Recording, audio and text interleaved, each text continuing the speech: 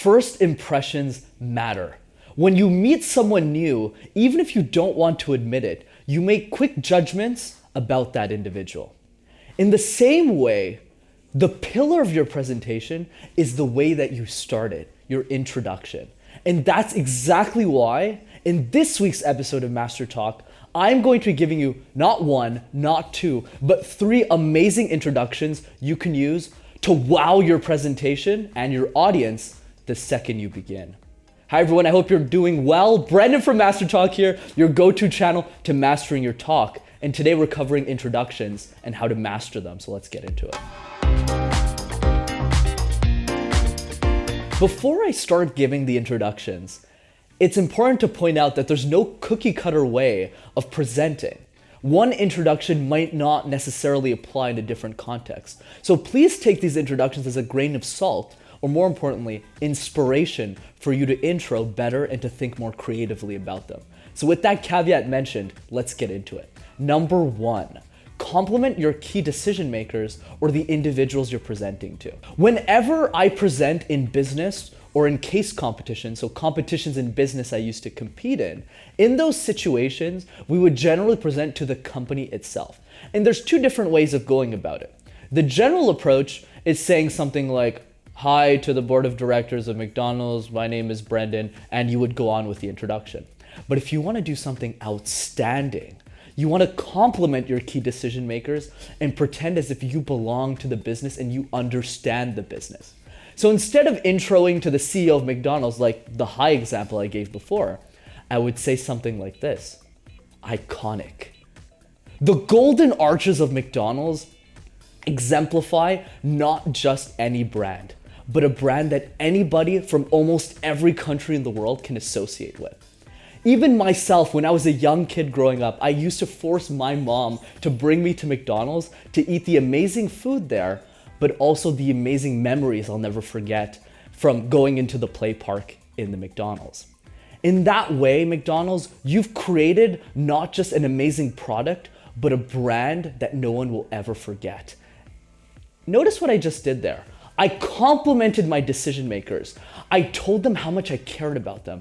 And the first thing that comes out of my mouth is admiration. So from my audience perspective, when they look at me, they say, "Wow, Brendan understands my business. He's different, but most of all, he cares about my business." Number 2, in a world that's ever changing, some things never change. The reason why I love this introduction so much is no matter what situation you are in, there's always some things that change and some things that don't. So if you're able to align both of those elements in whatever you're presenting to, you're going to be able to build a strong introduction from that simple sentence. Let's use the nonprofit organization Charity Water to demonstrate this introduction. Scott, when you started Charity Water 13 years ago, you had a vision to end the water crisis.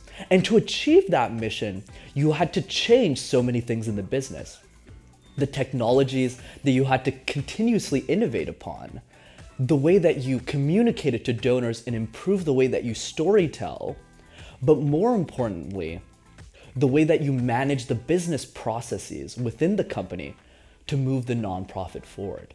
But no matter how much the world changes or how much you change the way that you run the organization, some things never change. Like the amazing people that have helped you build the organization, the culture that's been so fantastic and innovative, but most importantly, the mission that's always remained the same.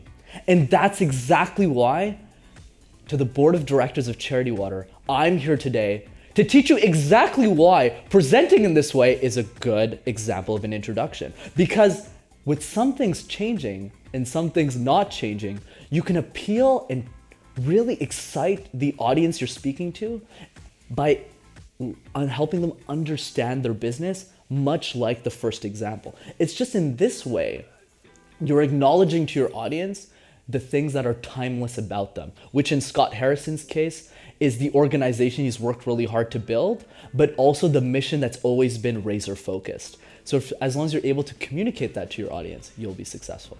And number 3, everything starts with an idea. You know what's great about this introduction is that literally everything starts with an idea. Whether it's a thesis you're working on, some dissertation that you're that you're working on with your PhD, some science project you're doing, an academic paper, communication workshops, every single thing or most elements that anyone could ever present starts with an idea.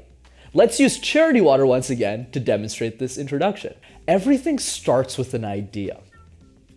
Ideas shape the way that we live our lives and also what we do on a day-to-day basis.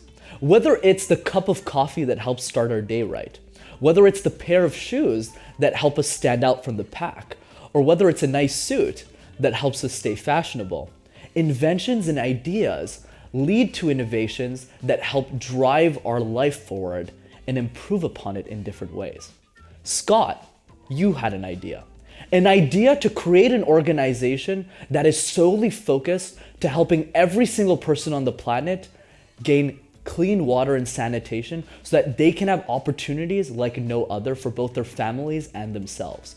And 13 years later, Charity Water went from a small office in your apartment to an amazing organization that has helped over 10 million people get access to clean drinking water. That idea became to life. And that's exactly why in this presentation, I'm going to be showing you how to take Charity Water to the next level and help the other 600 million as well.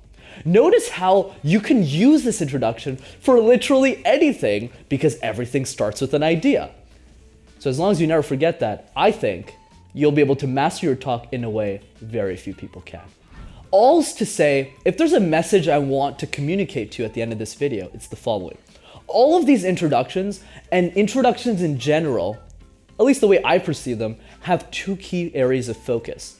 One is that relentless focus on the audience. You care so much about the audience that you want to deliver something that speaks to them.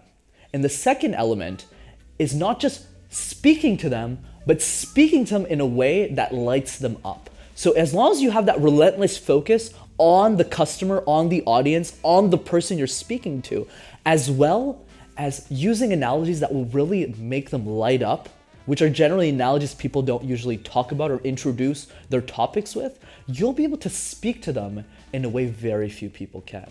As always, if you enjoyed this week's episode of Master Talk, be sure to smash that like button and subscribe to the YouTube channel as well to see more videos like this. And as always, if you know someone that can do better in introductions, that needs a bit of a hand with them, or just a bit of inspiration, send them this video so that they'll be one step closer to mastering their talk. Take care, everyone, and see you next time on Master Talk.